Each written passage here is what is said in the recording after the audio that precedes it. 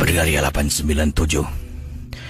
Saya akan mula bacakan kisah yang pertama pada tengah malam ini dalam rancangan Misteri Jam 12. Kisah yang pertama yang ingin saya bacakan adalah kiriman daripada seorang pendengar bernama Mahadi. Beliau katanya pernah terkena gangguan. Dan gangguan yang disebutkan bukan gangguan Pontianak yang selalu kita dengar. Bukan terkena gangguan pocong. Tapi yang ini, bekas ibu mertua pernah menghantar makhluk yang dikenali sebagai hantu jerangkung. Ataupun kalau orang-orang Indonesia memanggil jelangkung, macam itulah bunyinya. Kata Mahadi begini kisahnya. Selepas saya berpisah dengan bekas isteri saya tinggal bersama dengan mak di rumah kawasan Hogang. Rumah saya di tingkat 4 KC. Pengalaman saya ni, ada kalanya waktu tidur malam, saya akan dengar dekat luar rumah, macam ada orang ketuk pintu dan ada orang memanggil saya. Anda bayangkan bila Mahdi tidur malam tu, selepas berpisah lah. Beberapa kali pernah terkena gangguan, ada orang ketuk pintu dan ada orang memanggil nama saya. Mahdi. Mahdi. Mahdi.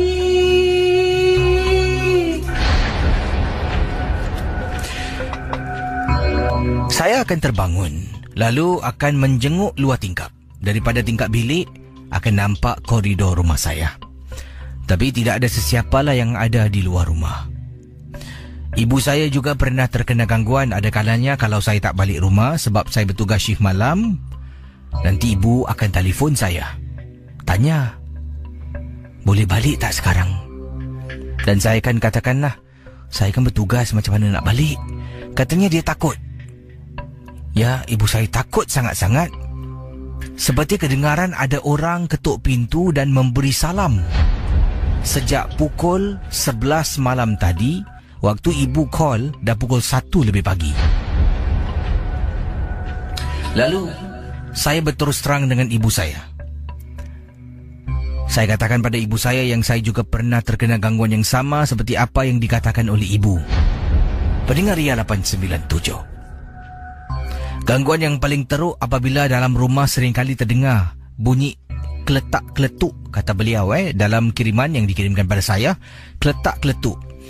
Dan apa yang dikatakan di sini, bunyi keletak-keletuk ni seperti bunyi sesuatu lah yang bergerak. Tapi tidak pernah saya tahu bunyi apa. Malah saya pernah tanya pada ibu dan ibu kata pun kadang-kala dia pernah terdengar bunyi keletak-keletuk di dalam rumah. Sampaikan pada suatu hari apabila saya berada dalam rumah seorang diri, ibu saya tidak ada di rumah. Tengah tidur saya dengar bunyi keletak-keletuk, keletak-keletuk. Benda tu seolah-olah bergerak. Pendengar Misteri Jam 12, katanya Mahadi, alangkah terperanjatnya apabila saya pandang depan pintu bilik. Saya nampak makhluk menyerupai jerangkung sedang bergerak perlahan-lahan menuju ke arah katil saya. Dalam keadaan ketakutan, saya cuba tenangkan diri dan saya cuba baca surah ayat kursi. Sebabnya KC, bila kita takut, nak baca bismillah pun kadang-kala kita lupa. Saya cuba dan semakin saya nak cuba ingat, semakin dapat dengar dan kuat bunyi tulang macam bergerak menuju ke arah saya dalam rumah seorang diri. Allahu la ilaha illa. Dan saya terus baca KC.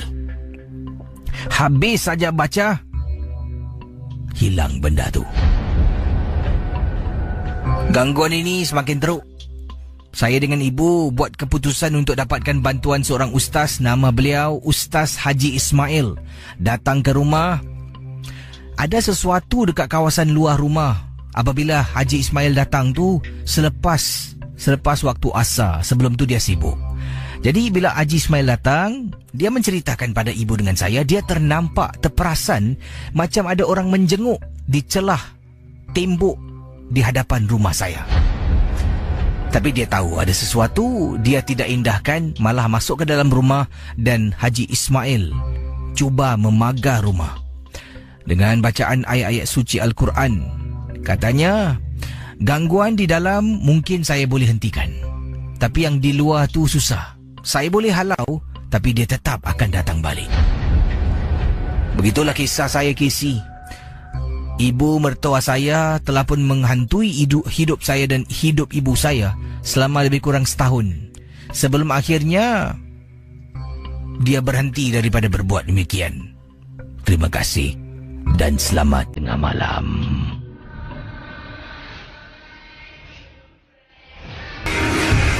Siapa di belakang anda?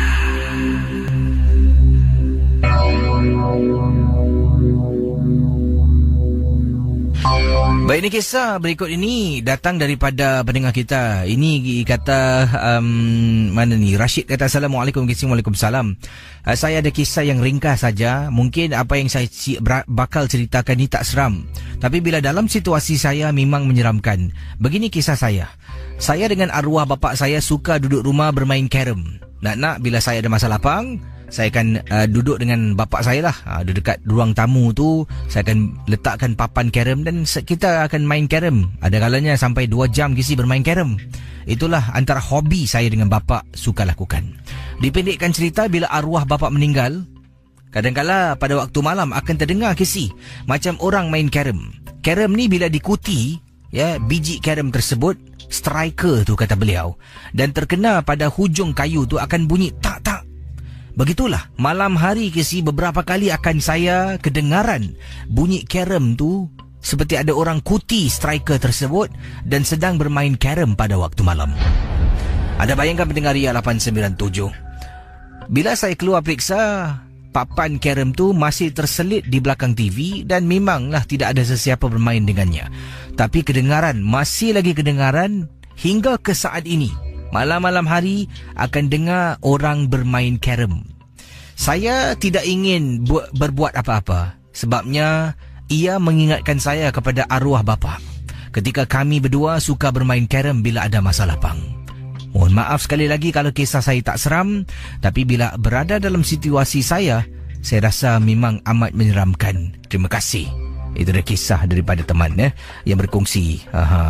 Baik, yang ini kisah selanjutnya yang ingin saya bacakan dikirimkan ke alamat ria@mediacorp.com.sg. Kisah ini berlaku 12 tahun yang lalu.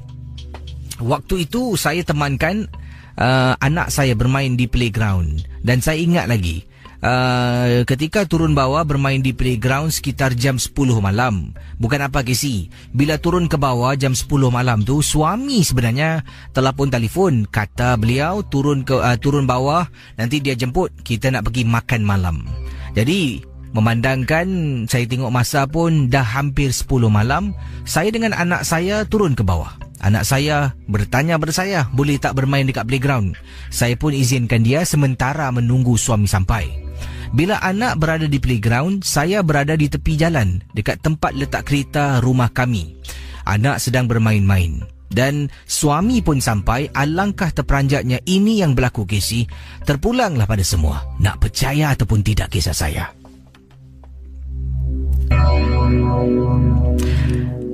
Saya pun panggil anak saya, cakap bapa dah sampai. Anak saya pun turun. Suami saya pun buka pintu, kita berdua masuk. Kemudian suami nak belok ni lah, nak buat 3-pointer, nak tinggalkan kawasan tempat letak kereta. Suami bertanya pada anak, tadi Daniel main dengan siapa? Tanya suami. Oh, dengan kawan. Saya terperanjat. Dengan kawan? Kan Daniel seorang. Kemudian taklah, dengan kawan. Dia main dengan kawan dia lah. Tadi saya nampak dekat atas buai-buai tu. Saya pun rasa macam, padahal saya tengok beberapa kali dia sedang bermain seorang diri. Tak apalah, saya pun tidak fikir panjang, kami keluar makan. Bila pulang ke rumah, suami pun letakkan kenderaan di hadapan blok kami. Naik atas kisi. Rumah kami di tingkat 5. Keluar dari lift, suami jalan menuju ke arah pintu rumah dengan anak saya. Saya pula sempat jenguk dekat playground yang anak saya main awal tadi. Alangkah terperanjatnya, apabila saya ternampak ada budak kecil Kesi, jam 12 lebih tengah malam, sedang berada dekat playground, berdiri sambil mendongak tengok atas, angkat tangan lambai-lambai ke arah saya. Saya terkejut sebenarnya. Saya berjalan dan saya tengok lagi budak tu hilang dari pandangan. Pendengar Ria 897, sampai ke saat ini saya tak tahu sebenarnya apakah yang saya nampak itu adakah manusia ataupun memang benar-benar makhluk jelmaan manusia. Terima kasih dan selamat tengah malam. Saudara, kisah-kisah yang bakal anda dengar dalam Misteri Jam 12, anggaplah ia hanya satu hiburan. Tidak ada sesiapa yang boleh mengesahkan kebenarannya. Kalau anda rasa takut, perlahankanlah suara radio anda. Misteri Jam 12, hanya satu hiburan.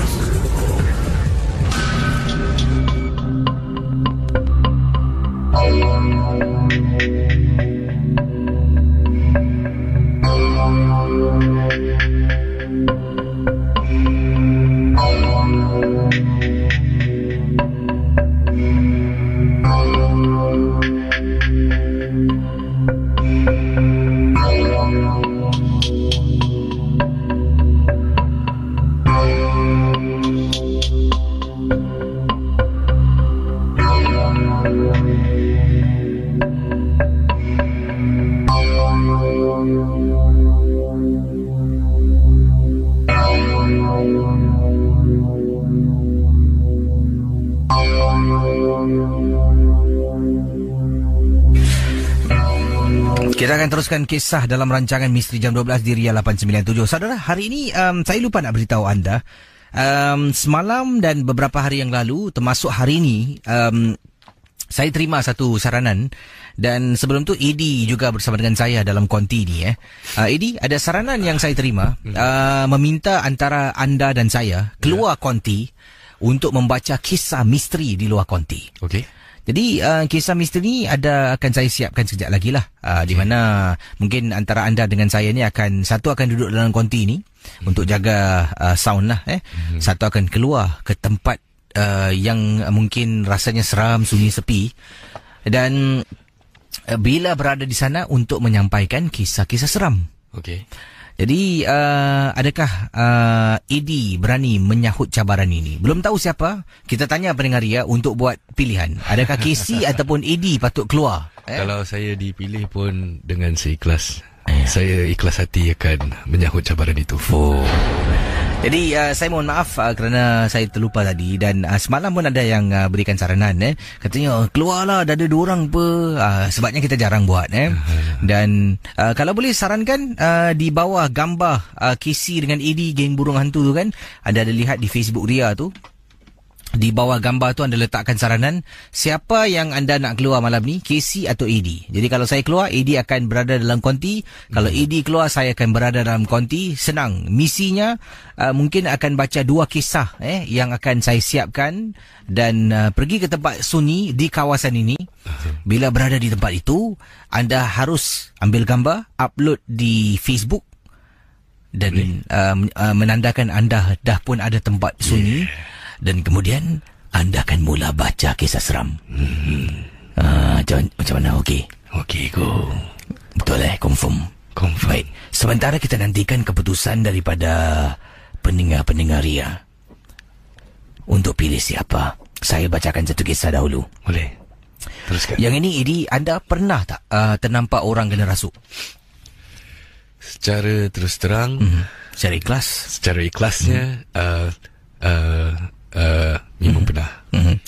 Jadi bila orang kena rasuk, orang kena sampuk, anda nampak tu, bagaimana keadaan fizikalnya?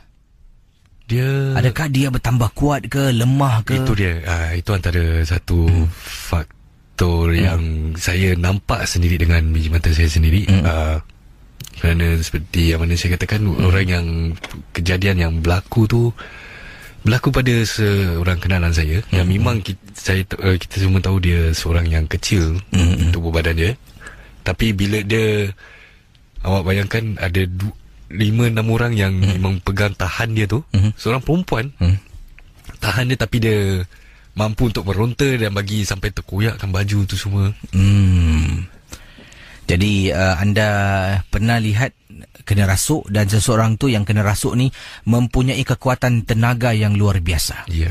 Beginilah kisah yang saya nak bacakan. Ini daripada pendengar kita Kak Samia berkongsi pengalaman.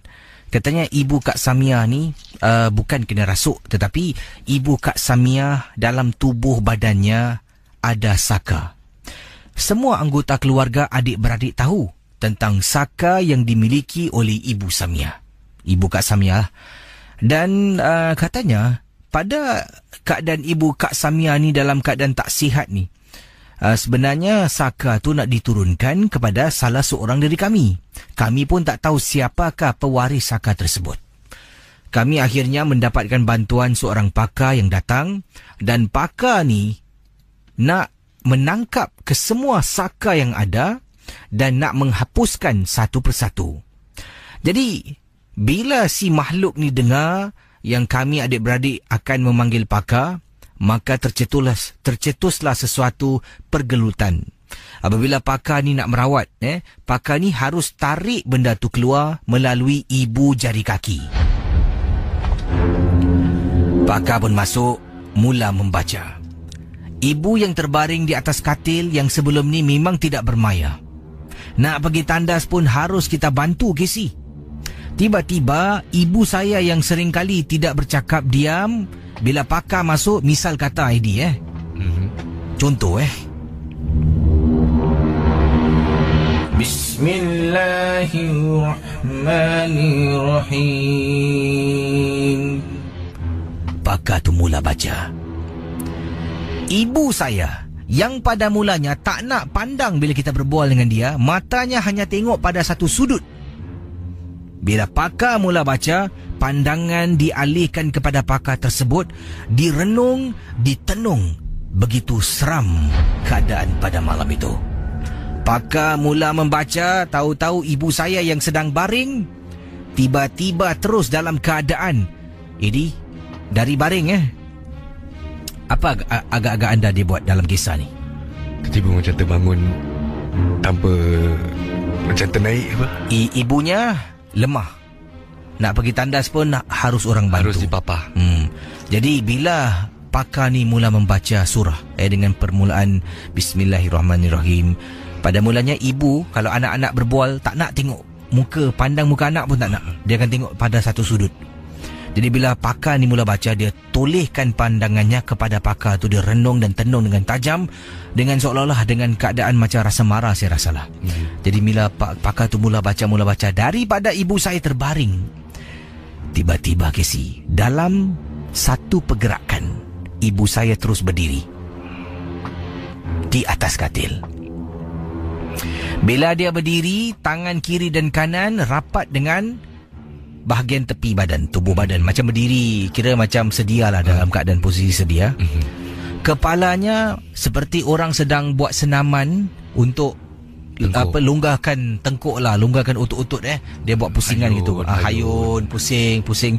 Tapi bila dia pusingkan kepala, matanya katanya di sini tak lepas daripada masih terpaku dekat pakar yang sedang membaca surah. Kemudian tiba-tiba dia berhenti dalam keadaan sengit kepalanya. Dia tengok, Kau diam.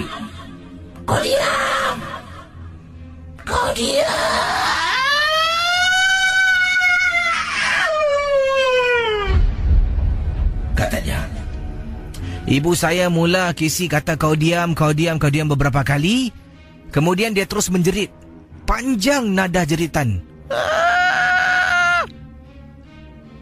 Pada mulanya dekat dalam bilik itu ada jugalah beberapa orang. Selepas tu pakar tu berhenti seketika dan katakan, semua keluar dari bilik kecuali ni dengan ni. Sebabnya mengikut pakar tu, mungkin salah satu daripada orang yang berdiri dalam bilik, termasuk akak yang kirimkan Kak Samia ni, dengan seorang lagi adiknya, akan mewarisi saka. Sebab ni dua itulah kena duduk dalam bilik. Yang lain disuruh keluar. Keluar, tutup pintu. Keluar. Ini dialog yang ditulis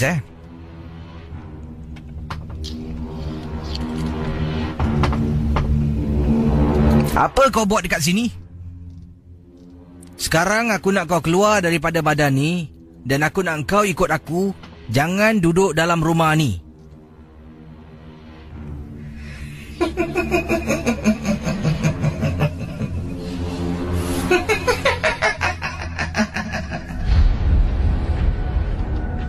Kenapa kau ketawa? Aku bukan main-main. Aku cakap dengan betul. Engkau baring balik, engkau keluar daripada badan orang tua ni. Orang tua ni dah tak nak engkau lagi. Tak ada orang dalam rumah ni nak pelihara engkau, nak berbani hidup mereka. Aku akan masukkan kau dalam balam ni. Kau ikut aku keluar rumah ni, dan aku akan bakar engkau kalau engkau berdegil.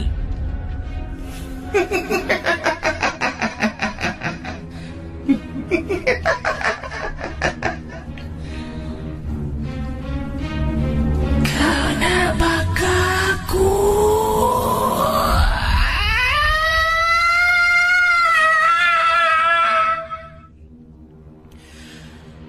Pendengar Misteri Jam 12, kata Kak Samia, saya dengan adik saya berada dalam bilik. Pakar tu sedang bercakap dengan ibu saya, Casey, yang sedang dalam keadaan berdiri sambil merenung ke arahnya. Bila ibu menjerit, dapat rasakan pakar tu cuba melawan. Pada mulanya, pakar tu berdiri tegak. Tiba-tiba kaki sebelah kanan, kata Kak Samia, kaki kanan pakar tu terus ke belakang dan seolah-olah menahan kakinya, dirinya daripada ditolak. Tak tahulah apa yang tolak, tapi boleh nampak. Yang diceritakan di sini, dalam keadaan kaki kuda-kuda, sebelah kaki kanan di belakang. Pakar tu mula membaca dan dapatlah saya lihat, Casey, dalam bilik tu depan mata saya dengan adik saya, ada sesuatu yang tak boleh kita lihat sedang menolak pakar tu ke belakang, dan pakar tu terus baca dan baca dan membaca. Kau tak boleh lawan aku. Aku lebih berkuasa dari kau.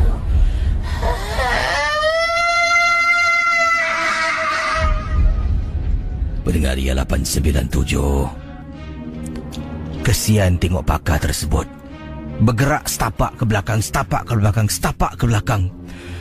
Kemudian pakar bercakap, "Ambilkan saya air. Cepat ambil air." Casey, saya keluar dari bilik, masuk dapur ambil secawan air. Hulu pada pakar tu, Auzubillahiminasyaitonirrajim. Bismillahirrahmanirrahim. Pakar tersebut mula membaca surah, kemudian ambil air itu dengan genggaman tangan, renjis kepada ibu yang sedang berdiri.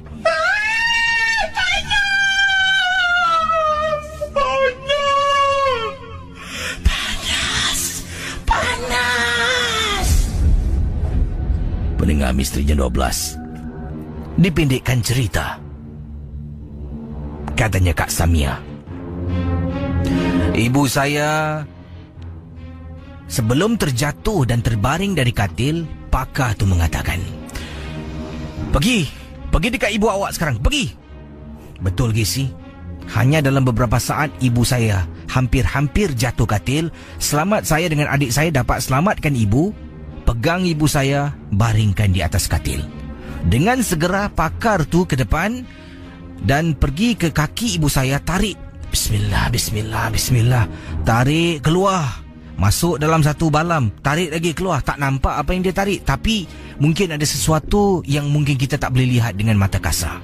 Dia ambil benda tu sebanyak 4 kali. Masuk dalam bekas, dia tutup. Dia tutup, dia baca lagi. Baca dan baca dan baca.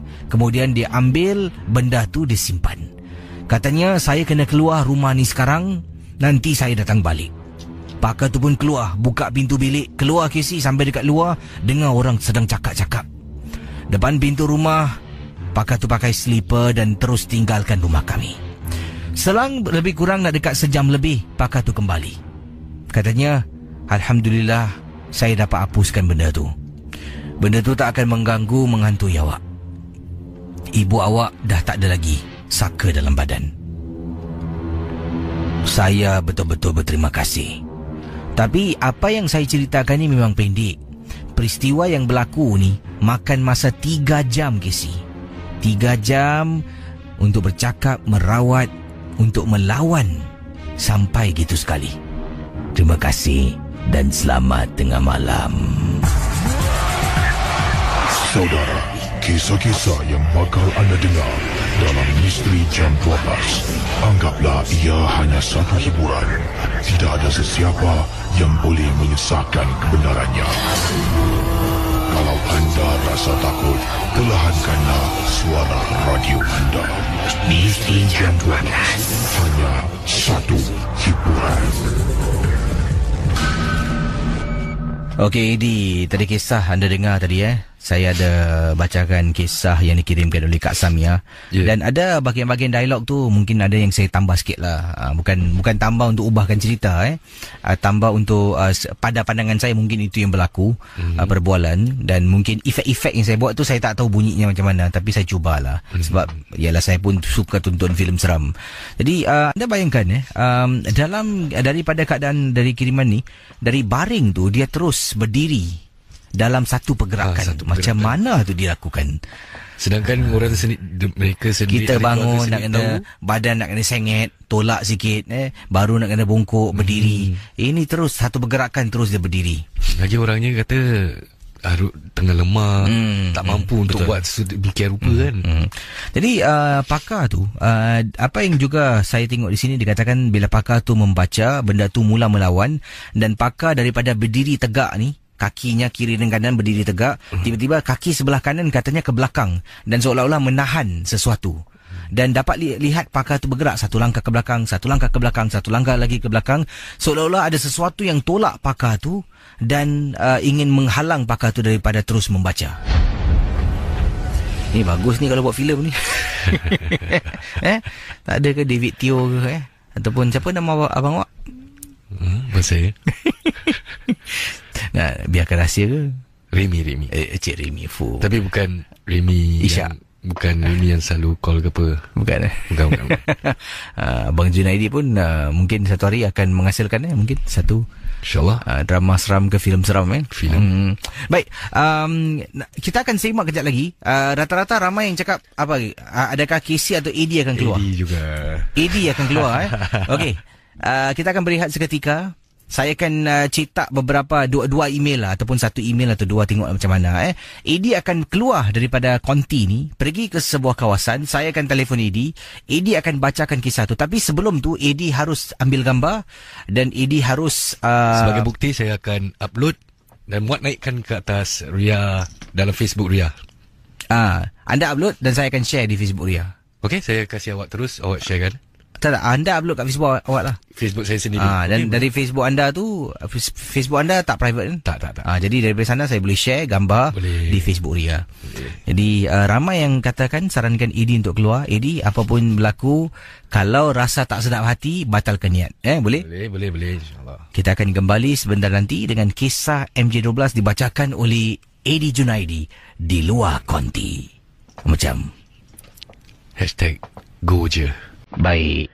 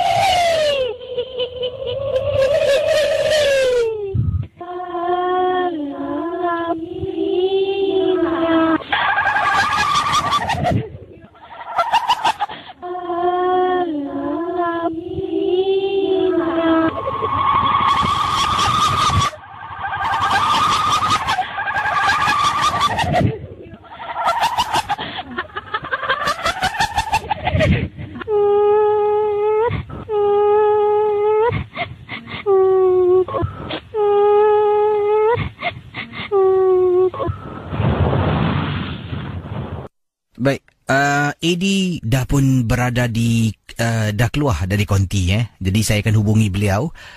Di manakah mungkin bukan tanya di mana beliau berada, adakah beliau dah sampai di tempat yang ingin dibaca beliau sampaikan kisah misteri.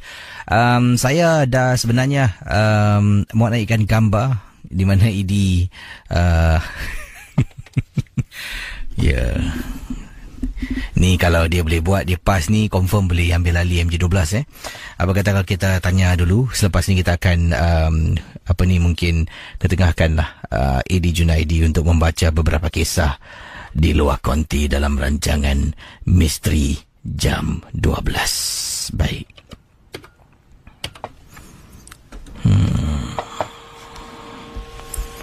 Jangan tak ada network pula Hello. Hello. Ya, ini dah sampai destinasinya? Alhamdulillah dah. Anda berada di luar konti sekarang Ini bukan apa kita nak cuba adakan MJ12 dengan bacaan kisah misteri di luar konti. Jadi, Edi akan ambil tempat yang baik. Kawasan tu agak sunyi kan? Sunyi satu hal. Lampu ni pun ada masalah sikit. Dia ada gelap. Dia memang sunyi je. InsyaAllah bukan nak cakap sombong, bukan nak riak, tapi dah ada kat sini, so boleh buat kan. Cuma nak baca ni, saya harap para pendengar semua dapat. Okey. Edi akan cuba fahami dan menderas. Ya Allah. Awak jangan gitu Kalau Edi, bro, kalau sir. tak boleh handle, balik InsyaAllah. Saya akan cuba at least ada dua kisah ni. Bro, saya cuba habiskan satu kisah dulu. Okey, boleh. Tapi bukan sekarang. Kita beri anda peluang untuk menderas dahulu. Anda fahami kisah yang ada di tangan anda. Selepas pesanan berikut ini dan juga sebuah lagu akan kita kembali hubungi anda Dan kalau nak balik konti, tolong WhatsApp Boleh. Mesti WhatsApp Okey. Jangan pula awak lain pula yang balik nanti. Aku pula yang kat sini seorang. Baik, kita akan ikuti AD Junaidi sebentar nanti membaca kisah misteri di luar konti. Ini bukan nak baca cari hantu, bukan Ini hanya setakat mengadakan mood yang lain lah. Baik, kita kembali bersama AD dalam rancangan Misteri Jam 12. Kisah-kisah yang anda dengar merupakan Misteri Jam 12. Tidak ada sebarang bukti yang boleh mengesahkan kebenarannya. Kita akan terus hubungi AD sekarang dengan tidak membuang masa setelah kita berehat untuk 3 lagu dalam rancangan MJ12 Ria 897. Ini memang tak dirancang dan ini semua saranan daripada pendengar-pendengar dan sekadar hiburan sajalah. Memberikan mungkin sedikit kelainan. Sebabnya ada kata dah lama tak keluar konti memandangkan saya pun ada teman. Sebabnya dulu ada Mr. Tan tolong saya kalau saya nak keluar pun Mr. Tan datang untuk menjaga konti ni lah. Tapi sekarang Mr. Tan dah tak ada. Sebab itulah aku terperangkap dalam sinaran. Baik, saya akan hubungi AD. Nampaknya sekali lagi saya cuba hubungi AD Junaidi. Harap-harap dapat tembusi sekarang.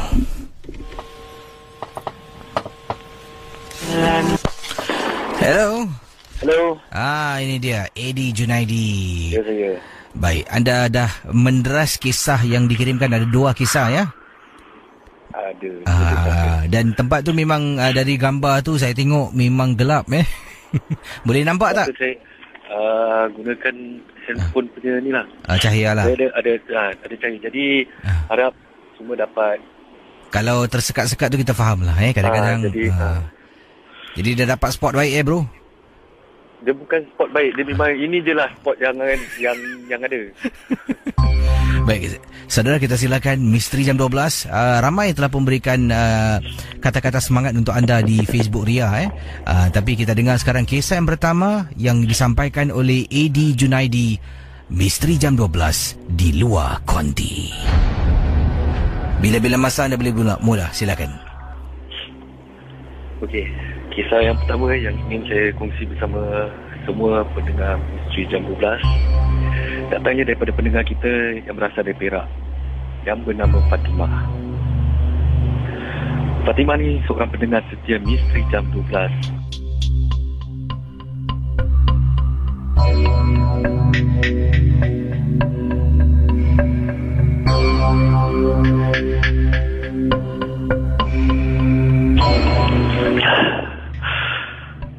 Okey.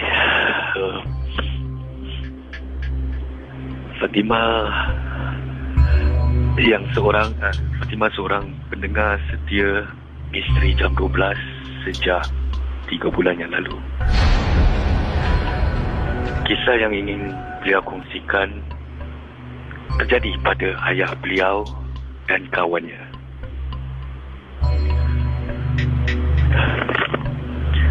Kisah ini berlaku semasa beliau berumur 12 tahun. Rumah yang beliau dan keluarga tinggal agak jauh dari rumah-rumah jiran. Jarak lebih kurang 200 meter.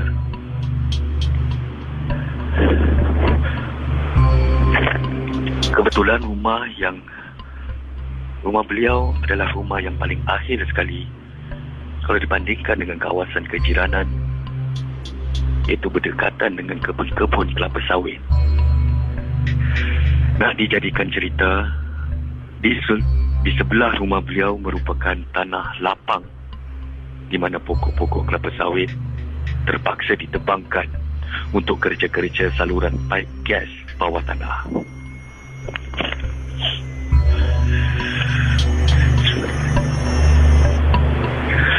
Ayah beliau ialah seorang peneroka dan pada waktu malam, ayah beliau suka mendekut atau dalam kata lainnya memasang jaring sambil membuat bunyi-bunyian untuk memanggil burung roak-roak.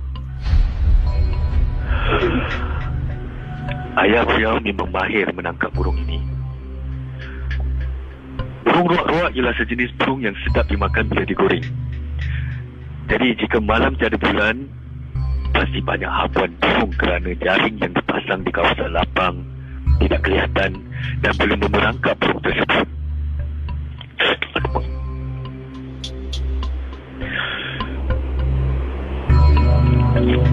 Pada suatu malam, ayah Fatimah dan kawannya pergi mendekut bersama-sama di sebelah rumah. Selepas semua jaring sudah dipasang dan memasang rakaman bunyian menggunakan pembesar suara, mereka menunggu habuan. Malam itu bulan tidak kelihatan dan keadaan agak gelap. Lampu yang ada ialah disinari dengan lampu pincit sahaja untuk melihat ialah kalau ada burung yang tersangkut di jaring. Dan walaupun bulan tidak kelihatan, tetapi hasil yang diperolehi sangat sedikit. Agak pelik kerana selalunya memang banyak. Dan setelah menunggu beberapa jam melewati detik 12:30 malam, tiba-tiba jaring yang dipasang bergoyang, seakan-akan habuan yang banyak dan besar. Lampu suluh yang dibawa terus disuluh ke jaring untuk mencari habuan yang tersangkut. Angka terkejutnya kerana bukan burung yang tersangkut, tetapi rambut panjang berwarna hitam yang terbang dan tersangkut di jaring. Ayah Fatimah dan kawannya sangat terkejut dan terus balik ke rumah tanpa menunggu lagi. Kawan ayah Fatimah tidak berani untuk balik ke rumah kerana terlalu takut dan bermalam di rumah beliau.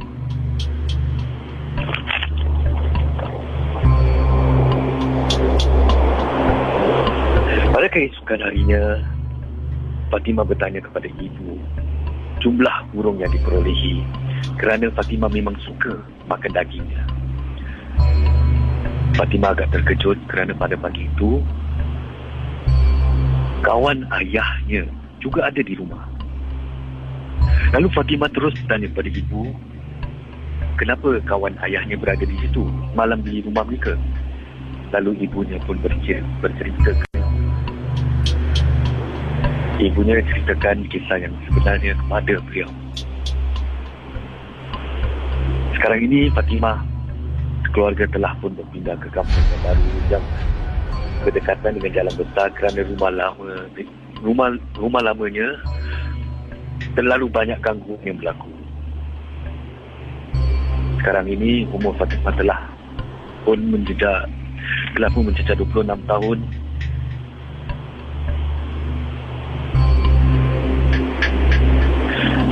Dan baru Fatimah tahu bahawa beriman yang dimainkan boleh mengundang makhluk-makhluk untuk pergi kepada bumi itu. Dan mungkin disebabkan itu, benda itu tertarik dengan kemajuan bumi ruang-ruang itu. Itu saja kisah yang pertama yang dikongsi oleh pendengar kita daripada Bagan Datuk Perak, iaitu Fatimah. Terima kasih.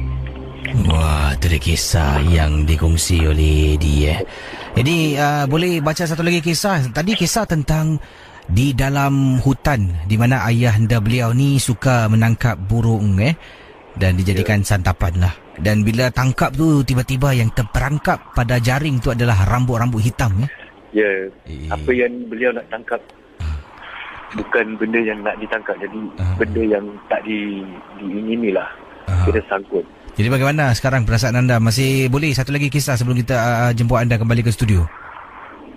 InsyaAllah boleh lagi satu. Boleh Tadi saya tak sempat untuk menghayati cerita yang kedua ni, tapi tapi saya akan boleh kisah selanjutnya ni dari siapa ni kiriman teman kita? Okey. Baik, sementara Edi sedang periksa kiriman email kepada anda. Terima kasih pendengar Ria 897. Edi dan Casey berada di Konti, saya berada di Konti, Edi Junaidi berada di luar Konti Ria, di sebuah kawasan, di sebuah tempat yang gelap dan sunyi untuk membacakan kisah misteri kiriman pendengar Ria. Ini atas permintaan daripada beberapa teman, dan tadi kita telah pun buat undian lah siapa yang patut keluar, dan ramai mengatakan Edi Junaidi patut berada di luar Konti. Jadi baik, kalau sudah Edi bersedia, kita teruskan dengan kisah selanjutnya dalam rancangan Misteri Jam 12. Silakan. Okey, kisah yang kedua yang ingin saya kongsi sama pada pendengar Misteri Jam 12 datangnya daripada teman kita yang bernama Yan, bukan nama sebenarnya, yang berasal dari Johor Bahru. Saya nak berkongsi cerita tentang pengalaman saya ketika berpantang akibat keguguran anak pertama. Casey, ketika itu usia kandungan saya 18 minggu. Saya keguguran kerana membuat kerja yang berat. Ditambah lagi, doktor mengatakan bahawa rahim saya tidak berapa kuat. Biasalah Casey, suri rumah tangga sepenuh masa. Setelah selesai penungian arwah anak, ialah bila janin sudah cukup sifat, haruslah disuntikan seperti biasa. Saya berpantang di rumah mentua saya di Kota Tinggi, Johor. Ada yang mengatakan wanita yang keguguran haruslah berpantang seperti wanita bersalin normal. Jadi ceritanya berbunyi begini. Waktu saya dan suami sedang tidur, saya tidur di atas katil, manakala suami tidur di atas santai beralaskan tilam. Dalam jam 2:30 pagi, saya terjaga Casey. Masa itu saya tidur, cahaya dalam bilik dalam keadaan samar.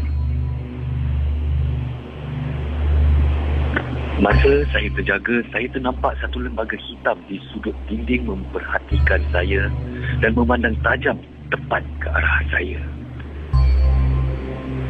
Astaghfirullahalazim. Jelas saya lihat Casey. Memang amat menakutkan. Rambutnya mengerbang panjang hingga ke lantai. Saiz badannya besar dan tinggi. Saya terus menutup muka dan sambil membaca ayat kursi. Casey, sewaktu kejadian itu, badan saya berpeluh. Seram sejuk terasa. Selang beberapa minit, saya beranikan diri untuk melihat sekali lagi.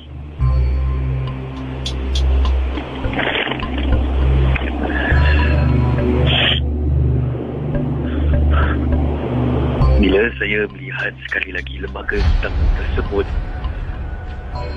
sudah pun hilang. Dan tanpa membuang masa, saya bergegas kejutkan suami yang sedang ingat tidur, yang tidur di bawah. Abang, balik ke atas bang. Abang teman saya bang.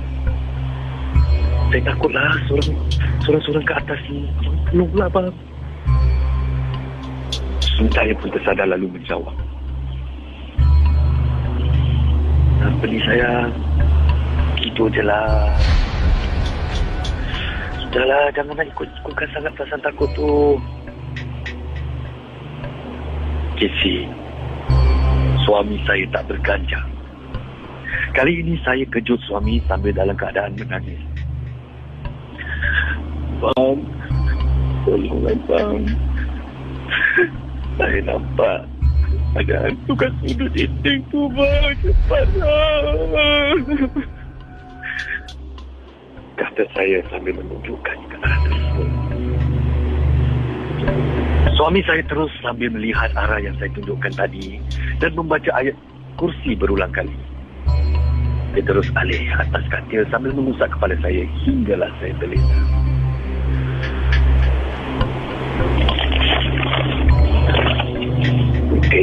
Keesokan paginya, suami bercerita dengan ibu mertua saya. Ibu mertua saya terkejut dan sejak dari itu, bila malam menjelma, ibu mertua akan letak penyapu lidi di belakang pintu dalam keadaan terbalik. Dan malam itu dan malam seterusnya, alhamdulillah tiada lagi lembaga hitam muncul.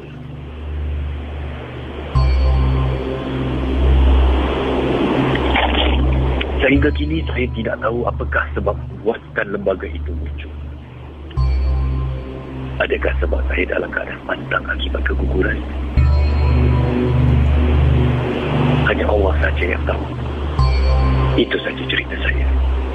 Dalam kisi, Ian bukan nama sebenar yang berasal dari Johor Bahru.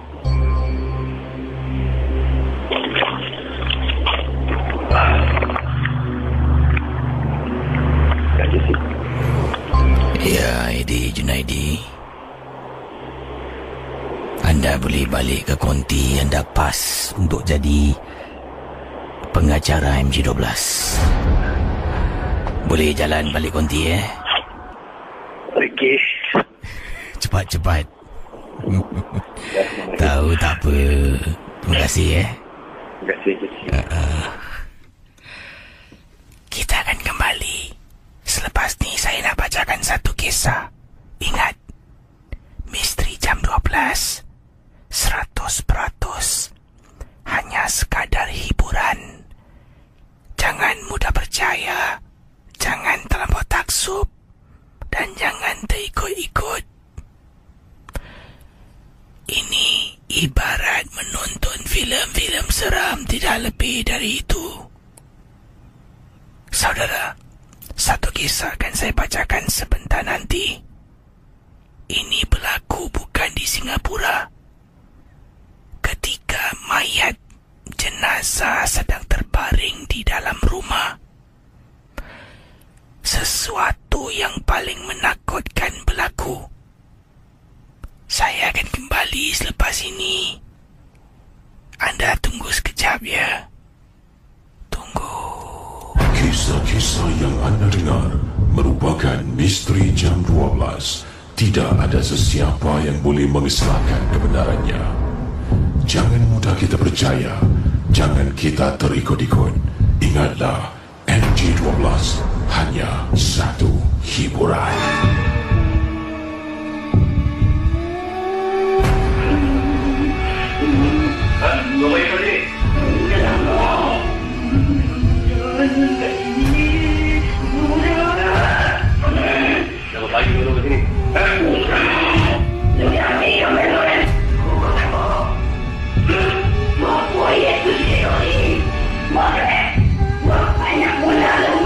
Istri jam 12. Okey, Edi pun dah kembali ke studio. Terima kasih Edi kerana sudi berkorban keluar dan untuk membaca kisah misteri. Baik, saya akan bacakan satu kisah sebentar nanti, tapi sebelum tu pengalaman anda. Apa yang berlaku tadi sebenarnya? Ada yang tanya pada saya, Casey, tadi bunyi tu bunyi apa Oh, saya rasa bunyi sound effect yang saya putarkan lah. Tadi ada sound effect. Adakah bunyi ini macam ni bunyi? Sekejap. Mana pula sound effect aku? Sekejap Di mana dia sound effect saya? Ni dia. Adakah bunyinya macam ni?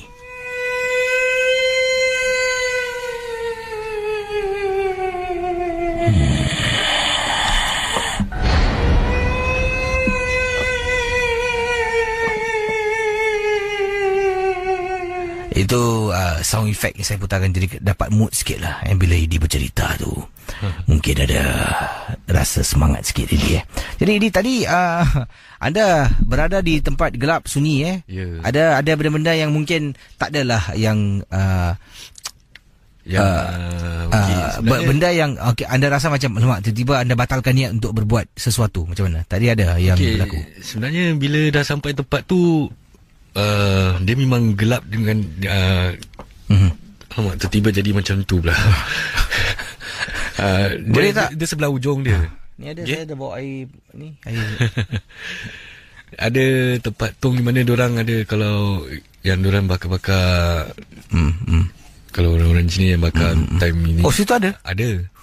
Jadi lepas tu saya ingatkan nak pergi dalam banyak-banyak tempat situ kau pilih. Ingatkan dapat lagi feel. Okey. Jadi lepas tu sebelahnya ada tangga.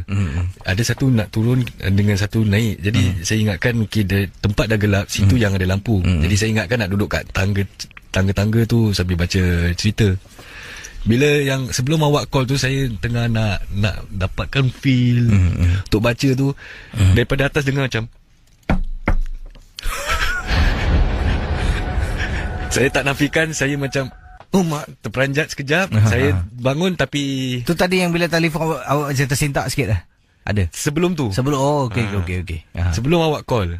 Jadi bila saya terus alih, macam mana, memang kalau boleh orang selalu cakap bila apa-apa begitu jangan tengok atas apa. Saya faham, saya kepala macam degil tengok atas. Alhamdulillah memang tak ada apa-apa yang tak diingini. Adalah kat situ. Tapi saya duduk betul-betul kat sebelah corner yang gelap tu. Kalau awak nampak ada macam railing, dalam gambar tu ada railing. Saya kat corner-corner tu lah, sebab dari situ ada cahaya lampu sikit. Jadi situ saya baca. Jadi maaf kepada pendengar-pendengar MJ12 yang mungkin saya rasa macam sambil dengar cerita yang dikongsikan saya tadi tu agak macam tersangkut-sangkut. Bukan saya nak canin-caninkan orang yang adalah. Memang saya kalau baca kisah tempat sunyi macam tu, kadang-kadang macam kita sedang beri tumpuan untuk baca, tengah konsentrate, tahu-tahu perasaan ni mula datang macam ada orang kat belakang kau. Nanti terdiam sekejap macam okey, nak periksa betul tak? Oh, tak ada. Okey, continue baca lagi. Itu macam itulah. Tapi yang penting anda ni berjaya, dan ramai telah pun berikan saranan anda boleh ambil alih rancangan 12. Tak apa, awak tetap cikgu, saya anak murid. Nanti saya akan maklumkan pada bos dan kata Syai, saya dah jumpa pelapis. Yes. Tak ada. Ya, sebab saya nak bercuti panjang sikit. Mungkin saya nak pergi Iceland selama 40 hari. Tak ada. Baik, jadi bila anda dengar bunyi itu, terus anda bergerak ke tempat lain? Sebab saya fikir satu je lah. Kata okey, ramai yang dengar ni, jadi macam teman lah, ada teman. Kalau kita tak fikir gitu, saya rasa memang saya tadi belum patah balik konti dah lari pun. Baik, Edi akan kita akhiri sebentar nanti, tapi saya nak bacakan kisah dahulu Edi. Ini tentang satu kejadian yang berlaku bukan di Singapura, di luar Singapura. Ketika ada satu kematian yang berlaku, jenazah yang terbaring ni, sesuatu berlaku pada jenazah tersebut. Ini akan disampaikan dalam rancangan Misteri Jam 12.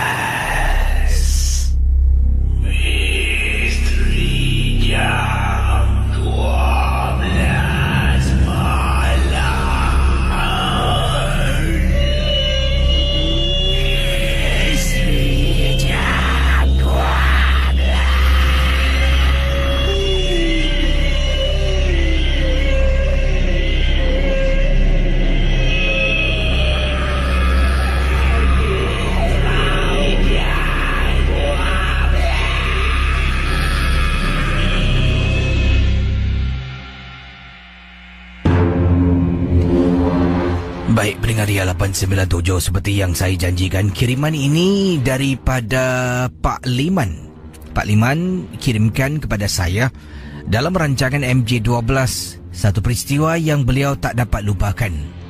Assalamualaikum kepada semua pendengar Misteri Jam 12. Pak Liman ni adalah peminat baru MJ12. Baru 6 bulan mendengar rancangan ini, dah mula terpikat dengan kisah yang diceritakan. Ada kisah yang dibuat-buat dalam firasat Pak Liman, tapi ada memang boleh terjadi dan mungkin benar-benar berlaku. Banyak pengalaman-pengalaman kita boleh ambil dan jadikan ia iktibar. Walaupun Casey sering katakan, jangan percaya, jangan terikut-ikut, tapi memang benar Casey. Dalam dunia yang nyata ni, walaupun serba moden, tetap, katanya Pak Liman, ada orang masih fikiran kulut dan ingin cara kesenangan, ingin membalas dendam dengan menggunakan hikmat jin dan syaitan. Pengalaman yang Pak Liman ceritakan ini berlaku kepada kepada seseorang. Beliau ni sebenarnya dah pun meninggal dunia. Hidup sebatang kara dalam kampung yang Pak Liman tinggal. Bila dapat berita makcik ni sakit tenat, malah Pak Liman telah pun mengarahkan beberapa orang lah untuk datang rumah makcik ni untuk jenguk-jenguk dan tengok-tengok. Makcik ni malah pada mulanya enggan menerima sebarang orang untuk datang dan menjenguk dan tengok dia. Tapi lama-kelamaan, semakin teruk sakitnya, semakin dia tak bermaya untuk menghalang, semakin senang sebenarnya kita masuk ke dalam rumah untuk menjaga dia. Dan akhir sekali, dipendekkan cerita kata Pak Liman, beliau meninggal dunia dalam rumah kampungnya. Pak Liman tak tahulah sebenarnya apakah sakit yang dialami, tapi mungkin dah terlampau uzur, dah tua. Kisah yang Pak Liman nak ceritakan, ketika jenazah meninggal dunia, Pak Liman difahamkan mereka mendapat tahu berita tersebut sekitar jam 10 lebih malam, apabila seorang jiran pada makcik yang Pak Liman hanya nak gunakan nama Mak Kia, ya, pada arwah Mak Kia, ada seorang jiran datang bawa makanan nak kasih Mak Kia makan pada malam tu. Ketuk pintu beberapa kali, tak ada orang menyaut. Mak Kia ni memang, walaupun dia ni dalam keadaan lemah, dia akan bangun jalan perlahan-lahan. Dan beberapa kali ketuk, tak ada. Masuk pintu dapur pun tak ada orang. Sekali lagi, bila pergi pintu depan, tolak pintu tu perlahan-lahan. Pintu tu boleh terbuka sedikit dan tolak pakai tangan, baru masuk tangan antara celah pintu untuk buka pintu di bahagian depan rumah. Jiran tersebut masuk bila ternampak di atas katil Mak Kia terbaring, dan bila periksa memang tak sedarkan diri, diisytiharkan telah pun meninggal dunia.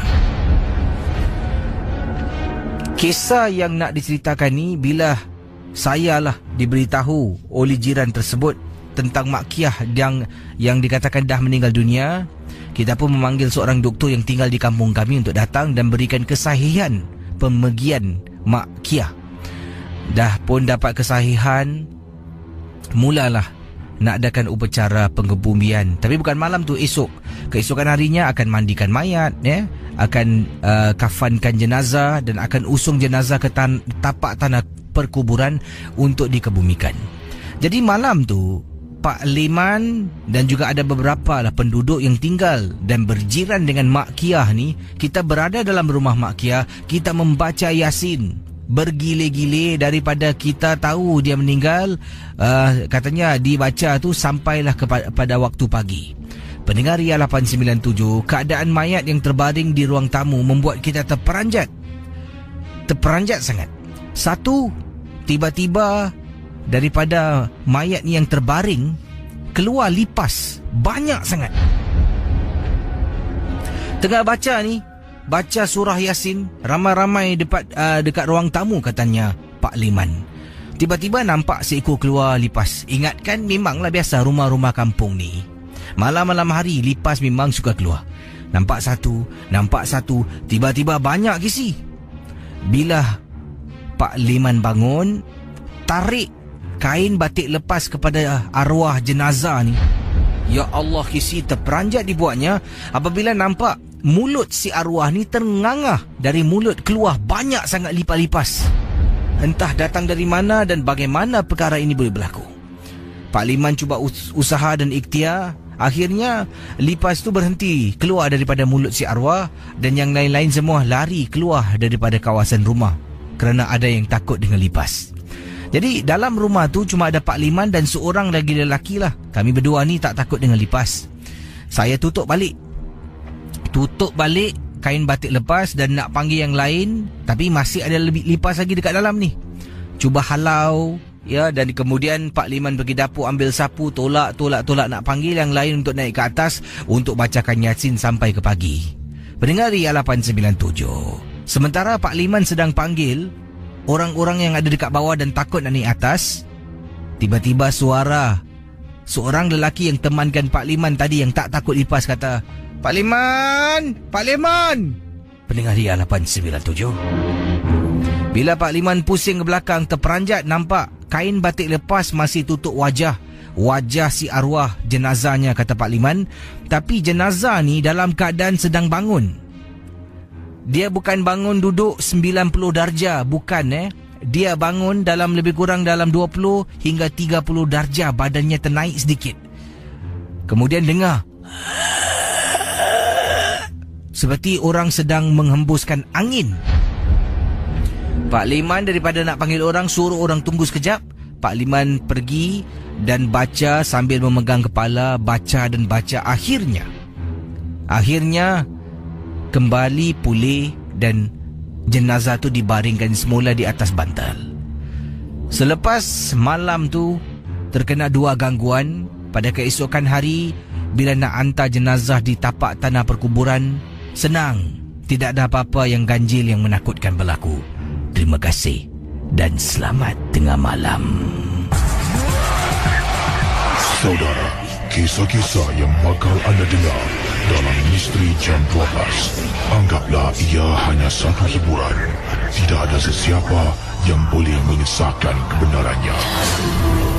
Kalau anda rasa takut, perlahankanlah suara radio anda.